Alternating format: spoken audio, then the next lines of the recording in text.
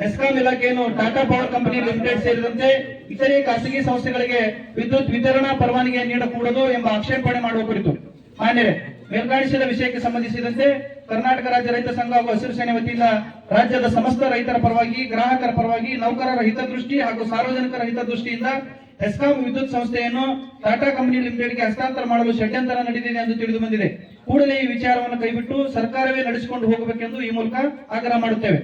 ರಾಜ್ಯದ ರೈತರು ಮೊದಲೇ ಲಾಭವಲ್ಲದ ಕೃಷಿಯ ಜೊತೆಗೆ ಬದುಕು ಸಾಗಿಸುತ್ತಿದ್ದೇವೆ. ಲಾಭದಾಯಕ ಬೆಲೆ ಕೂಡ ಇಲ್ಲಿವರೆಗೆ ಸಿಕ್ಕಿಲ್ಲ. ಇನ್ನು ವಿದ್ಯುತ್ ಖಾಸಗೀಕರಣ ಮಾಡಿದರೆ ಎಲ್ಲರೂ ಕೃಷಿ ಮಾಡುವುದನ್ನು ಬಿಡಬೇಕಾಗುತ್ತದೆ. ಇದರಿಂದ ಮುಂದಿನ ದಿನಗಳಲ್ಲಿ ತುತ್ತ ಅನ್ನೋಕ್ಕೂ ಕೂಡ ಪರದಾಡುವಂತಹ ಪರಿಸ್ಥಿತಿ ನಿರ್ಮಾಣವಾಗುತ್ತದೆ. ಸಾರ್ವಜನಿಕ ಮೂಲಸೌಕರ್ಯಗಳು ದುರುಪಯೋಗವಾಗುವ ಸಂಭವವಿರುತ್ತದೆ.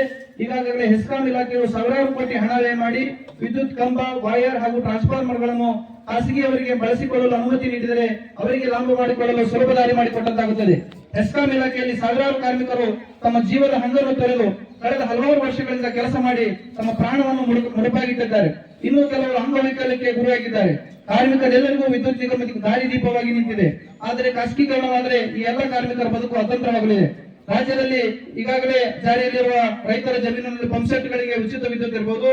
ಗೃಹ ಜ್ಯೋತಿ, ಭಾಗ್ಯ ಜ್ಯೋತಿ, ಕುಟೀರ ಜ್ಯೋತಿ, ರಾಜೀವ್ ಗಾಂಧಿ ಗ್ರಾಮೀಣ ವಸತಿ ಯೋಜನೆಯಲ್ಲಿ ಉಚಿತ ವಿದ್ಯುತ್, ದೀನದಯಾಳ್ ವಿದ್ಯುತ್ ಸೇರಿದಂತೆ ಬಡವರಿಗೆ ಯೋಜನೆಗೆ ಮುಂದುವರಿಸಿಕೊಳ್ಳಲು ಸಾಧ್ಯವಾಗದಿರಬಹುದು.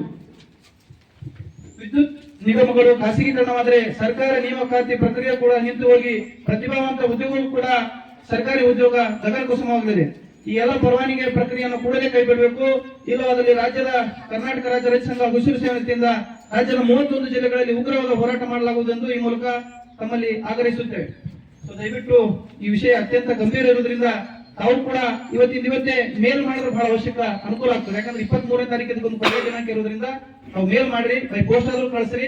ಒಟ್ಟಾರೆಯಾಗಿ ಸಂಬಂಧಪಟ್ಟಂತ ರಾಜ್ಯ ಸರ್ಕಾರಕ್ಕೆ ವಿರೋಧವನ್ನ ವ್ಯಕ್ತಪಡಿಸಕ್ಕೆ ಅನುಕೂಲ ಆಗ್ತದ.